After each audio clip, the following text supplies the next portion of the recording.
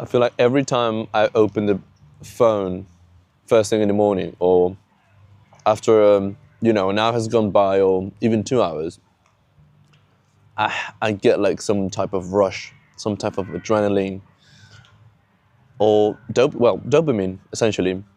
I get like the dopamine just by turning on the phone. Just by turning on the phone, it's pretty insane how I can feel like in this part of my brain or my head, some tickling, some, I don't know. I feel like I don't know exactly what it could be, but I'm pinning it down to the dopamine rush just by switching on the phone.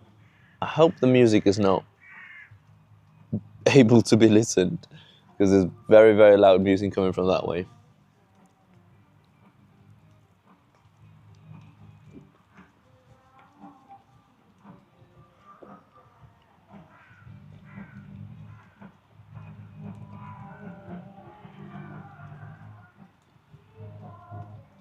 Wow.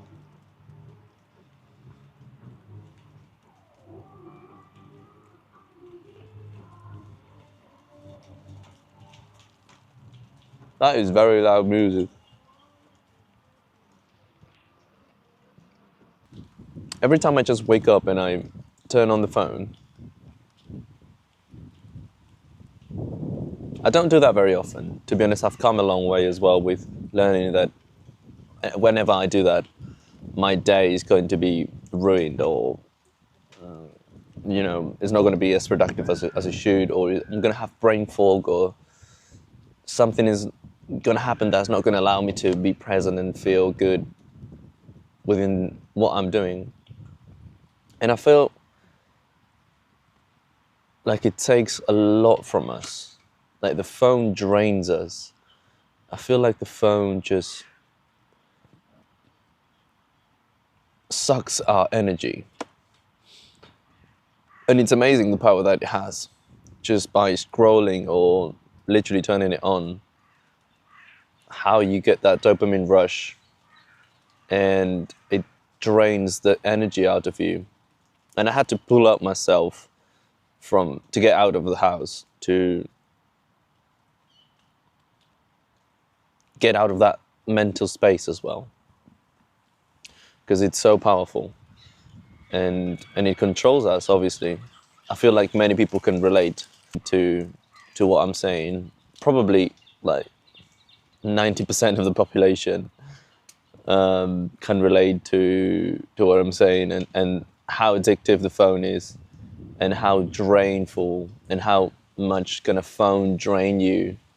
It's actually insane. And I've gotten to a point as well throughout my addiction that I feel the long-term effects as well. And what I mean by this is I definitely feel less present throughout my day. And I'm very certain that it definitely has to do something with the phone. The phone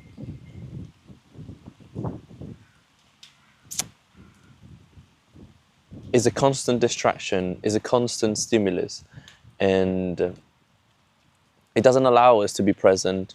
It doesn't help us to be present, because that's our main resource of distraction. Every time that we get bored, what do? We look the phone. Even when I'm at the workplace, when in those gaps that you get in between, breaks or something like that, we're with the phone, distracting ourselves. And I feel like that long-term usage of the phone has had a huge impact on the way I feel present, to the point that I have to make a conscious decision of being present and working up again and rebuilding what I already built. And try to make those connections, mental connections as well, that the phone can't be a distraction, and I have to be more present with everything that I do. and make that conscious decision and conscious awareness of being present. Oop. Oh shit. And it's definitely very difficult. It's definitely very difficult. It's something that takes a long time to, it's definitely something that takes a lot of time to work up to. And that's what I'm trying to do at the moment. By coming here, by taking some time to breathe, by taking some time to disconnect. There's no phone time. I'm not going to get distracted. I'm going to get some fresh air, going to get some good food, enjoy the food that I'm eating. Even though it's raining and I'm getting a bit wet, I'm going to enjoy this time, I'm going to enjoy this moment, and I'm going to appreciate it. I feel that's a huge part of the human experience, and a huge part of a healing process that it is, stepping out of the addiction of the phone. Because obviously it's very, very difficult when it controls you. And I feel like I've always pinned it down to, okay, when I'm busy, I won't look at the phone as much. But then I look at the phone when I'm at work. So it gets to a point that it takes control over you, and that you need constant interactions or constant distractions in order to keep yourself away from what you're living in the present. And I think that's a huge mistake. Some people will use it to distract themselves from emotions. Some people will use it just because they're bored. Some people will have an addiction just because addictions are very hard to control, obviously. And the phone is so powerful and so addictive.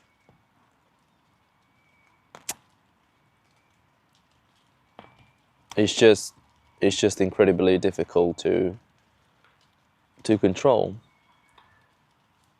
That's something that we all need to focus more on, is leaving the phone away, putting it away in important places, in important moments. Like any date that you go on, don't be with the phone. Do not be with the phone. That is number one, disrespectful, and obviously it's not helping you at all with your addiction. But no, it doesn't have to be as important as a date. It can be just any moment. You're in the bathroom. Some of us take the phone to the bathroom when we're pissing, we take the phone.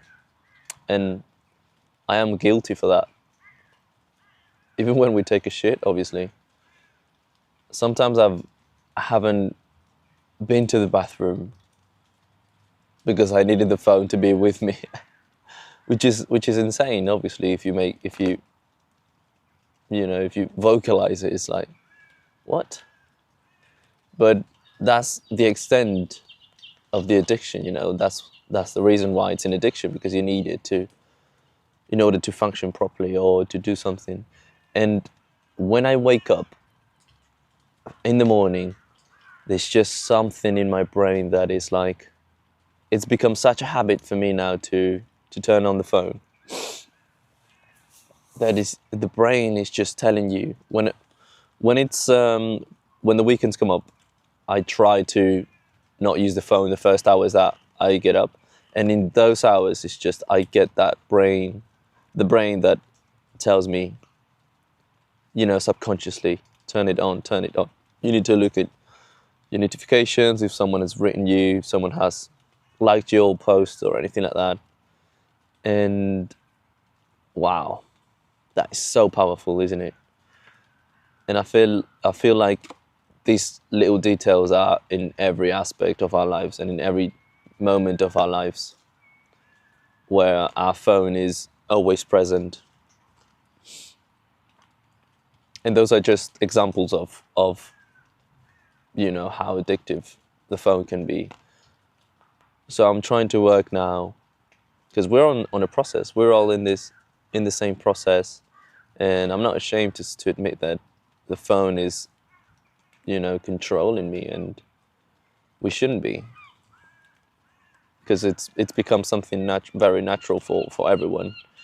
And I've been on this journey for a long time now, and I've been implementing some rules. For example, not to turn on the phone in the weekends, but one I have to keep as a promise and keep 100% is leaving the phone at least 2 hours before going to bed. That one is a huge one.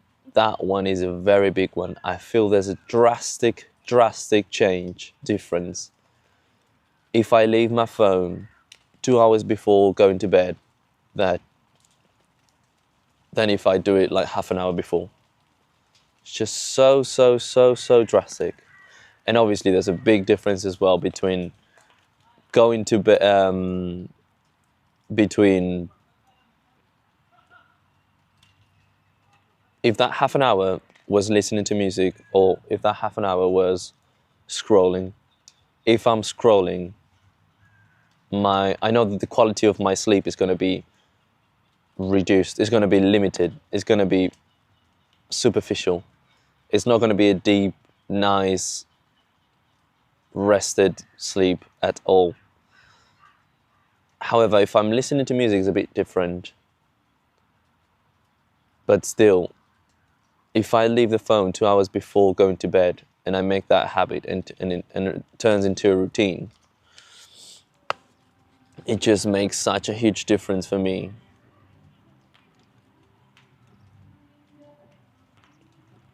In terms of my quality of sleep, and I feel it just in one night. So imagine that long term. Imagine. That would be insane. Now I'm gonna end this video, and in the back of my mind is the first thing that I have to do is check my phone. But I'm not gonna do that. I'm gonna try and applicate what I've been talking about for these past 15 minutes. And I'm gonna eat, enjoy my food here, and I'll just try to be as present as I can, because that's the most important. That's the most important part of my day. That's the most important